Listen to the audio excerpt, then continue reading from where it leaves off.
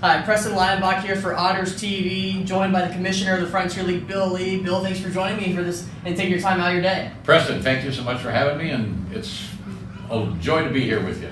As Bill Lee comes back to Bosse Field for the first time this season, as always, what's the best thing about coming back to Bosse Field? Just seeing everybody that's here, seeing all the old friends, you know, from Bill McCune to Joel to some of the fans that you get to know over the years, and it just is one of my favorite places to be. And obviously, it's been an exciting season, the Frontier League up to this point, but so far, what are your thoughts about the way the season's gone across the league? Well, I think the way it was going for a while there, no teams were really starting to separate. You know, everybody was kind of bunched up in there. Now we're starting to see a little bit of separation, but it's still a topsy-turvy league, and I think the teams can go on runs, and I think we're going to have some good races as we continue. Yeah, obviously last season, a pretty exciting stretch run in August last season. Of course, Schaumburg taking the title. Think it could be a dogfight between anybody this year again? Well, I'll tell you, just what I've been seeing recently, Washington's playing pretty well right now. But that doesn't mean how they're going to be playing later on, obviously. So you don't know about injuries, you don't know about pickups, you don't know how things are going to go. So and it's a streaky game, so we'll see how it happens. As we're also getting close to the middle of the summer, which also means All-Star time, a different format for the All-Star festivities this year. Just talk a little bit about that and what behind the thought process of making up with this new idea. Well, we've changed the format to the rookie status players versus the experienced level players. And we did that because over the last few years it's been changing that a lot of our younger players are not going to the All-Star game. So what we wanted to do, and over the years, a lot of our younger players are the guys that major league teams have been signing out of the All-Star game. So last year we only had 3 guys that were rookies, and there were no signings from the All-Star game. So we said, well, we got to do something with this. So we decided, you know what?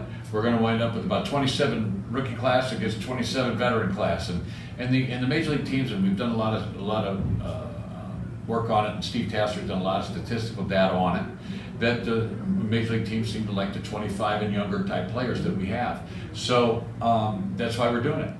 And of course, being here in Evansville at Bosse Field with the Evansville Otters, got to remind everyone, of course, we have the home run champ a year ago in Jeff Gardner, the home run derby champ. Sure. This year, the All-Star festivities will be in O'Fallon, home of the River City Rascals, and they're going to have a pretty good festivity going on as well. They're bringing in some well-known pro baseball names to join in on the fun with the home run challenge, and I'll see some well-known former Cardinals as well in St. Louis. Well, exactly, and for the Cardinal fans, and I know there's a bunch of them here in Evansville, that Jim Edmonds and Rick Ankiel and Ray Langford, and I believe Kerry Robinson is the 4th former Cardinals that are going to be in the home run derby against 4 of our guys, and we don't know who they are yet. I think they'll have something. They have something to get it down to the 4 guys that take on the Cardinal guys, and probably Jeff Gardner will be one of those guys again this year. And I was talking with Steve Tasser. Didn't he hit like 40-some home runs total last year in where were we last year? Joliet. Yeah. Joliet. Yeah, he put an unbelievable home run derby performance between multiple rounds.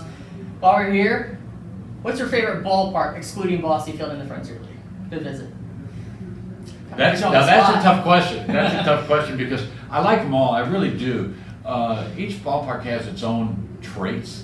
For example, I love going to Traverse City because it's just Traverse City, and then and I love Gateway because it's very exciting and it's real close to home, and I love going to the Joliet and Schaumburg fields. Those are such nice fields in Florence, and because they all have memories for me too, So the Washington ballpark is always alive. So there's something in each and every one of them that I really, really like. But as I said a million times, and you just made me eliminate it, but there's no place like Bosse because you cannot build history, and that's why I like those ballparks. And then we'll finish out with one last question here. Talking about Andy McCauley, the manager of the Otters. Obviously, the Otters have had tremendous postseason runs the last couple of years, getting into the postseason, winning it all in 2016.